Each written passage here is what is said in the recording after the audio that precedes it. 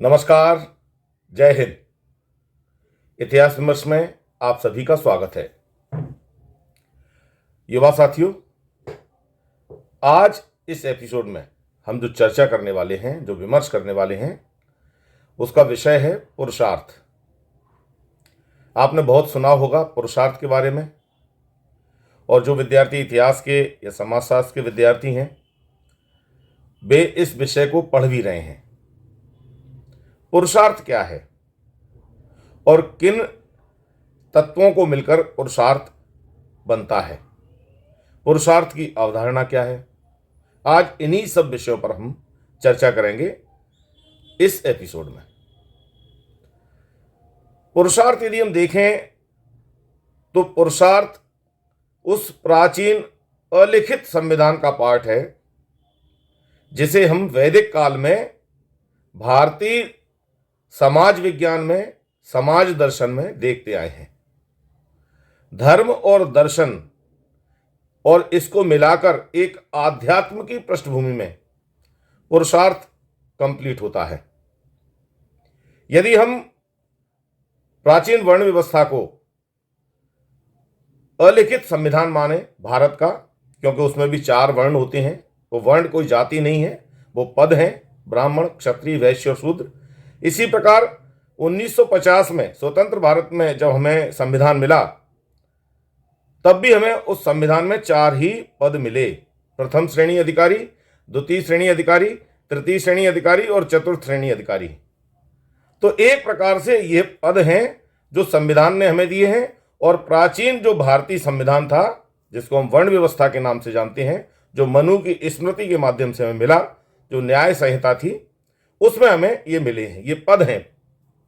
तो इन्हीं वर्ण व्यवस्था के अंतर्गत हम देखें, जो वर्णाश्रम व्यवस्था है, आश्रम व्यवस्था, वर्ण व्यवस्था, ये सब एक दूसरे के मिले हुए पार्ट हैं और इन्हीं में मिला हुआ है पुरुषार्थ। अगर हम आज के संविधान की दृष्टि से देखें, उस संबंध में इसको जानना चाहें, तो एक प्रकार के ये अनुच्छेद हैं। तो पुरुषार्थ भी उसी में से एक प्राचीन संविधान, जिसको हम वर्ण व्यवस्था कहते हैं, उसका एक अनुच्छेद है। अब कैसे है, आज हम इस वीडियो में उसकी चर्चा करेंगे। आप पूरा वीडियो देखिए, अपने मित्रों के साथ इस वीडियो को शेयर भी कीजिए, जिससे ज़्यादा से ज़्यादा लोगों को इसके बारे में जानकारी मिले। हम जब क्लास में जाते हैं और बच्चों से चर्चा करते हैं कि पुरुषार्थ क्या है, क्या आप इसके बारे में जानते हैं, वर्ण व्यवस्था क्या है, वर्णाश्रम व्यवस्था क्या है, ऋण क्या है इत्यादि, वो इनके बारे में प्रायः नहीं जानते हैं। उसका कारण ये है कि ना तो हमने जानने का प्रयास किया और ना ही हमारी इच्छा रही, जबकि हमें ये जानना चाहिए। क्योंकि भारत को अगर हम स्वर्णकाल की दृष्टि से देखें कि सोने की चिड़िया कब था भारत, तो 1950 के बाद, स्वतंत्रता के बाद नहीं था। सोने की चिड़िया जिस हम भारत को जानते हैं वो प्राचीन भारत है। तो प्राचीन भारत कैसे था, सब अपने अपने काम को कैसे व्यवस्थित तरीके से कर रहे थे, किस प्रकार से भारत में संचालन हो रहा था, तो वो उस व्यवस्था को मिलाकर ही हम उसको स्वर्णकाल कहते हैं।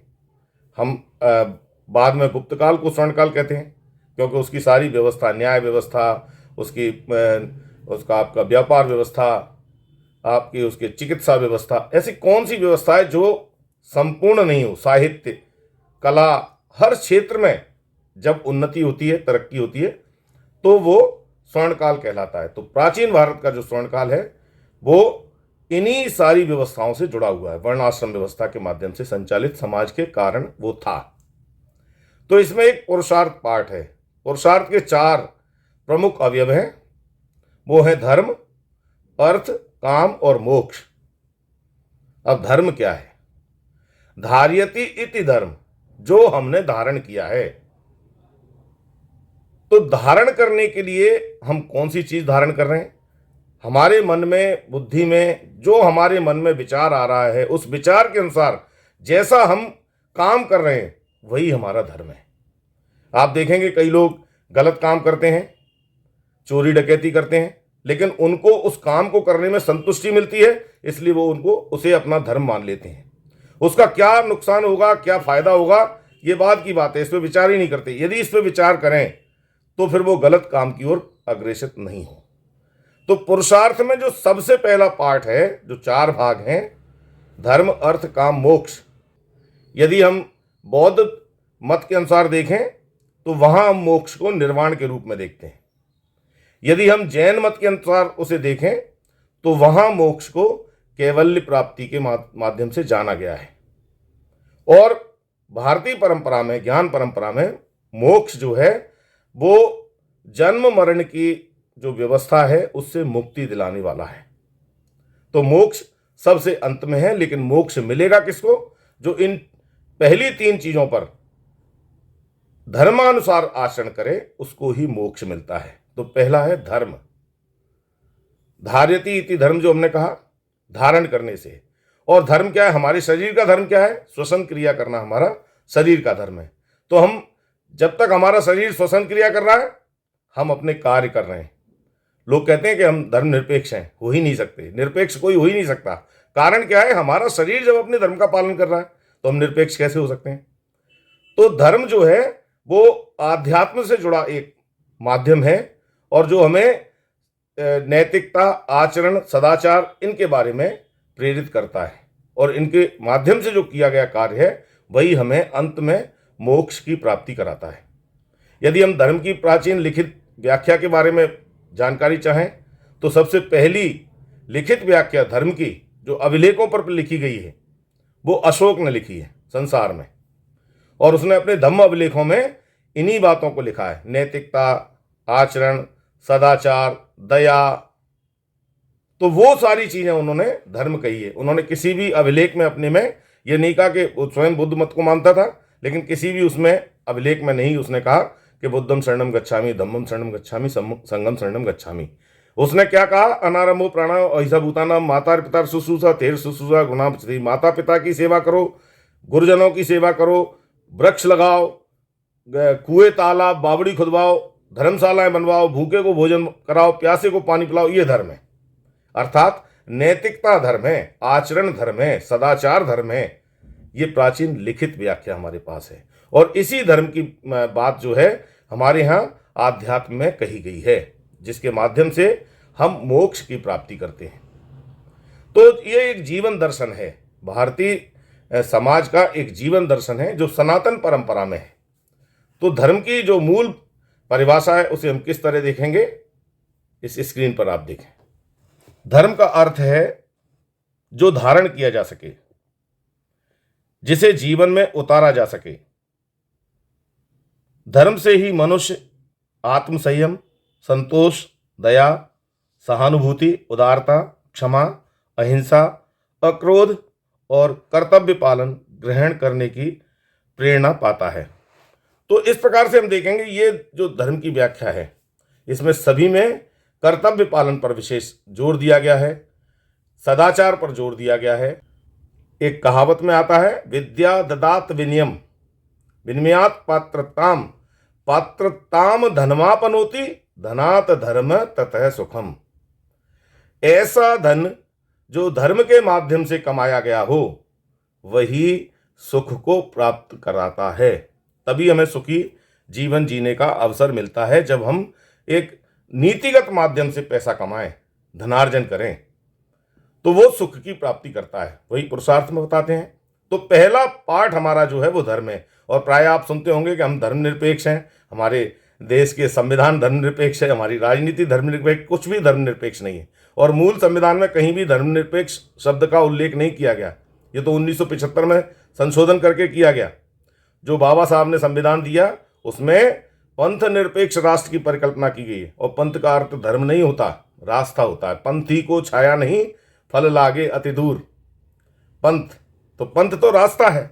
रास्ते अनेक हो सकते हैं, उसमें आप शैव मत है, वैष्णव मत है, शाक्त मत है, इस्लाम मत है, सिख मत है, बौद्ध मत है, जैन मत है, तमाम ईसाई मत है। कई जिसको जो रास्ता उचित लगता है उस रास्ते पे चले और उस रास्ते पे चलकर परम वैभव को प्राप्त करे, कहीं कोई आपत्ति नहीं है। लेकिन ये धर्म नहीं है।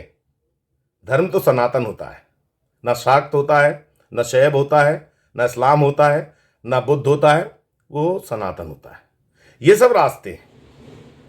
और सनातन जिसका न आदि पता है न अंत पता है, किसने उसको जन्म दिया और कहाँ जाके वो खत्म होगा। जब से संसार की उत्पत्ति हुई है तब से धर्म है। और जब संसार का विनाश होगा, प्रलय आएगी, तब वो समाप्त होगा। प्रलय में भी लय, यानी एक उचित माध्यम से जब व्यवस्था होगी तभी उसका एक मोक्ष वाली व्यवस्था होती है। हमारे यहाँ तो प्रलय में भी लय की परिकल्पना की गई है। लय माने एक चलायमान व्यवस्था, एक सुगठित व्यवस्था जो लय में हो, लयबद्ध जिसको हम कहते हैं ना, एक लय ताल सुर, तो उस लय की बात हर चीज में हमारे यहाँ लय मिलती है। यही सनातन की खूबी है। तो धर्म। सेकंड इसमें है अर्थ। बिना अर्थ के संसार का संचालन नहीं हो सकता। और यदि कोई लोग ये कहते हैं कि नहीं, हम संसार त्याग देंगे और सन्यासी हो जाएंगे और इससे हम कोई देश का बहुत बड़ा उपकार करेंगे, तो ऐसा नहीं है। और इसीलिए हमारे किसी भी शास्त्र में युवाओं के लिए समय से पहले सन्यास की बात नहीं कही गई है। लेकिन जिसको जिसमें रुचि है वो काम कर सकता है, फ्रीडम है, सदा से है। लेकिन हमारे यहाँ जो आश्रम बनाए गए हैं, तो ब्रह्मचर्य के लिए 25 वर्ष का समय निर्धारण है, गृहस्थ के लिए 25 वर्ष का समय निर्धारण है, वानप्रस्थी के लिए 25 वर्ष का समय निर्धारण है, देन संन्यास के लिए 25 वर्ष का समय निर्धारण। वो लास्ट की प्रोसेस है। और ये सब आपस में कोरिलेटेड है, जुड़े हुए हैं आपस में। तो वो जो अर्थ है वो जीवन के संचालन के लिए बहुत महत्वपूर्ण है। और इसीलिए धर्म के बाद अर्थ को लिया गया है, बहुत महत्वपूर्ण है। तो वो धनात् धर्म ततः सुखम, जो धर्म के माध्यम से कमाया गया अर्थ है, जिससे किसी को कष्ट ना हो। हम देखते हैं आजकल संसार में रिश्वतखोरी या लालच या भ्रष्टाचार बहुत चल रहा है। अब इससे आप बहुत बड़ी बड़ी अट्टालिकाएं बना लीजिए, बहुत सारा पैसा बना लीजिए, लेकिन आपको मन की शांति नहीं मिलेगी। और मन की शांति क्यों नहीं है? क्योंकि हमने जो धन कमाया है वो कहीं ना कहीं किसी की आत्मा को दुखा के कमाया है। आत्मा सो परमात्मा, तुझमें मुझमें खड़क खम में सब में व्यापक राम, ये है भारतीय इतिहास की चिति। हम सबके अंदर उस ईश्वर का तत्व है, गुण है। और जब हम सामने वाले के ईश्वर को निराश करते हैं, दुखी करते हैं, तो उसका कहीं ना कहीं प्रभाव हमारे जीवन पर भी पड़ता है। क्योंकि हमारे यहाँ अहिंसा परमो धर्म माना गया है, किसी को भी नुकसान नहीं पहुंचाना है। इसलिए कहीं भी हमारे यहाँ आक्रमण की व्यवस्थाएं नहीं मिलती हैं। देखा नहीं जाता कि किसको मारा, उसको किया और लूट खसोट किया, इसको उचित नहीं माना गया है। तो अर्थ बहुत महत्वपूर्ण है संसार के संचालन के लिए। और गृहस्थ आश्रम में जो अर्थ व्यवस्था होती है, जो एक गृहस्थ जीवन में व्यक्ति करता है, उसी से तीनों अन्य आश्रम भी चलते हैं। जो मूल धर्म के माध्यम से कमाया हुआ धन है, उसके माध्यम से। तो ये आश्रम संचालन की दृष्टि से भी देखें तो एक बहुत महत्वपूर्ण पार्ट है धर्म। हम देखते हैं कई लोग इधर उधर से गलत तरीके से पैसा कमाते हैं और कहीं भंडारा कर रहे हैं, कहीं किसी बड़े से मंदिर में जाके मुकुट चढ़ा रहे हैं सोने का, और वो सोच रहे हैं कि हमारे तो सारे उद्धार हो गए। ऐसा नहीं। यदि ऐसा होता तो हम प्राचीन जो लीलाएं देख रहे हैं, उनमें हम जो ईश्वर तत्व को प्राप्त कर रहे हैं, चाहे वो राम हो या कृष्ण हो, तो उनको भी अपने अपने जीवन के जो कष्ट हैं वो झेलने पड़े। राम को 14 वन का वनवास हुआ, और वे तो साक्षात अवतार थे ईश्वर के, लेकिन फिर भी उनके पिता को जो कष्ट भोगने थे वो भोगे। कृष्ण की माँ को जो कष्ट भोगने थे वो भोगे। अर्थात जीवन का जो वास्तविक स्वरूप है, हमारे जो आदर्श हैं, महापुरुष हैं, प्रेरणा पुरुष हैं, वो लीला करके बताते हैं कि हम सदमार्ग पर चलेंगे तो ही हमें लाभ मिलने वाला है। बाकी सांसारिक जो चीज़ें हैं वो होनी है, वो हटनी नहीं है कि हमने अगर कहीं से कमा के और कहीं किसी को दे दिया तो उससे हो जाएगा, ऐसा नहीं है। धनात् धर्म ततः सुखम, यदि हम ईमानदारी से कमाए हुए पैसे से किसी की मदद करते हैं तो वो सुख की प्राप्ति करता है। तो सेकंड है अर्थ। और अर्थ की परिभाषा क्या है, आइए इसे भी देखते हैं। अर्थ में वे सभी भौतिक वस्तुएं आती हैं जो परिवार को बसाने, गृहस्थी चलाने एवं धार्मिक दायित्वों को निभाने के लिए आवश्यक है। मनुष्य की सहज प्रवृत्ति अर्थ प्राप्त करने की होती है। हिंदू शास्त्रकारों ने धर्म के मार्ग पर चलकर न्यायोचित ढंग से अर्थोपार्जन को कमाने के लिए सदुपयोग पर बात की है। तो ये जो है ना, ये उसके सदुपयोग की बात है, जो न्यायोचित ढंग से कमाया हुआ अर्थ है उसका। तो ये हो गया दूसरा पुरुषार्थ। अब हम बात करते हैं तीसरे पुरुषार्थ की। प्रायः पुरुषार्थ का जो सीमित अर्थों में उसका संबंध जोड़ा जाता है वो यौन संतुष्टि की दृष्टि से देखा जाता है कि शायद काम जो है वो केवल वासनाओं की पूर्ति करने के लिए है, ऐसा नहीं। काम संचालन जो समाज का संचालन है उसके लिए भी बहुत जरूरी है। अभी जो समय है, युवाओं के लिए जो समय है, गृहस्थों के लिए जो समय है, वो है जगत सत्यम कहने का। अगर हम इस समय ब्रह्म सत्यम कहेंगे तो जगत का संचालन कौन करेगा? इसलिए सबको उचित कार्य अपने अपनी दृष्टि से, अपने अपने सुविधानुसार, अपनी योग्यतानुसार जो काम हम कर रहे हैं वो करते रहना चाहिए। यही काम है, क्योंकि संसार के संचालन के लिए काम बहुत जरूरी है और ये काम भी धर्म आधारित होना चाहिए, न्यायोचित होना चाहिए। अपनी वासनाओं की पूर्ति को हम काम नहीं कहते हैं, बहुत संकीर्ण उसकी सोच है। एक पार्ट है, इंद्रियों की संतुष्टि एक पार्ट है, लेकिन धर्म के माध्यम से, संसार के संचालन की दृष्टि से। तो आइए, काम क्या है इसके संबंध में इस परिभाषा को हम देखते हैं, जो पुरुषार्थ का तीसरा महत्वपूर्ण पार्ट है। काम जीवन का आनंद है। यह आनंद शारीरिक एवं मानसिक दोनों ही स्तरों पर प्राप्त किया जा सकता है। काम जहां एक ओर इंद्रिय सुख को अभिव्यक्त करता है, दूसरी ओर मानव की भावुक और सौंदर्यात्मक प्रवृत्तियों को प्रस्फुटित होने का मौका देता है। व्यक्ति की काम इच्छाओं के पूर्ण होने पर ही उसमें विरक्ति का भाव आता है और वह वानप्रस्थ और संन्यास आश्रम में जाकर धर्म एवं मोक्ष की प्राप्ति के लिए आगे बढ़ता है। तो इस प्रकार, जैसे हमने पहले भी कहा कि जो आश्रम व्यवस्था के अंतिम दो फेज हैं, संन्यास और वानप्रस्थ, वानप्रस्थ और संन्यास, उनमें जब व्यक्ति अपनी काम वासनाओं की यानी अपनी इच्छाओं की पूर्ति कर लेता है, संसार के संचालन की दृष्टि से, संतानोत्पत्ति की दृष्टि से, जिससे जीवन चले, संसार चले, क्यों व्यक्ति का परिवार भी संसार का एक पार्ट है, तो सारी चीज़ें व्यवस्थित चलें, उसकी जब संतुष्टि कंप्लीट हो जाती है, पूर्णता हो जाती है, तब वह वानप्रस्थ और संन्यास की ओर मुखर होता है, जुड़ता है और धर्म के माध्यम से धनात् धर्म ततः सुखम, और सुख की पराकाष्ठा क्या है? मोक्ष। जहां मोह का क्षय हो जाए वह मोक्ष है, और प्रायः यही नहीं हो पाता है और हम कहीं ना कहीं उसी उधेड़ बुन में लगे रहते हैं। तो इस प्रकार से काम की जो है वो पुरुषार्थ में बहुत महत्वपूर्ण भूमिका है। और अब हम बात करते हैं चौथे पार्ट की, जिसको हम कहते हैं मोक्ष या निर्वाण या कैवल्य। और मोक्ष क्या है? इन तीनों पार्ट को, धर्म, अर्थ और काम, जब इन तीनों की पूर्ति हम ईमानदारी से करते हैं तब जाके हमें जीवन में मोक्ष मिलता है। और मोक्ष क्या है? आइए देखें इस परिभाषा को।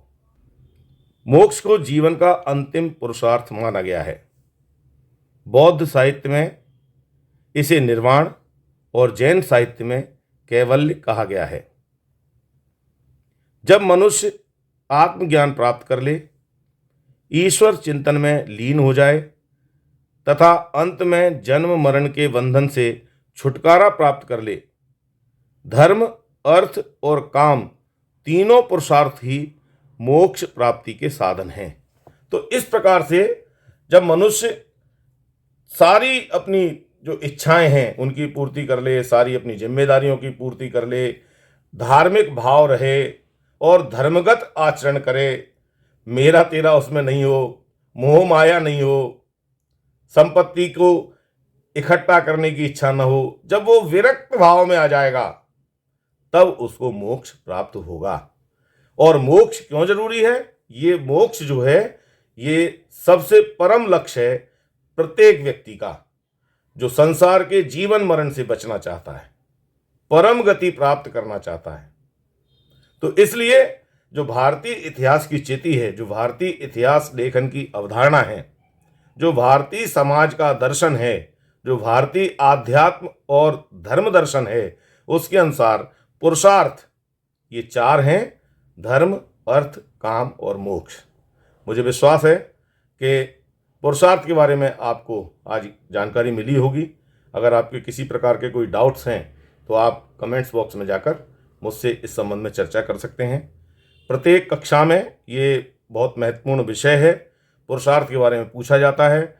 स्कूलिंग में भी, स्कूल एजुकेशन में भी है, और कॉलेज और विश्वविद्यालय स्तर पर भी जब हम बड़ी क्लासेज में जाते हैं तो वहाँ भी है।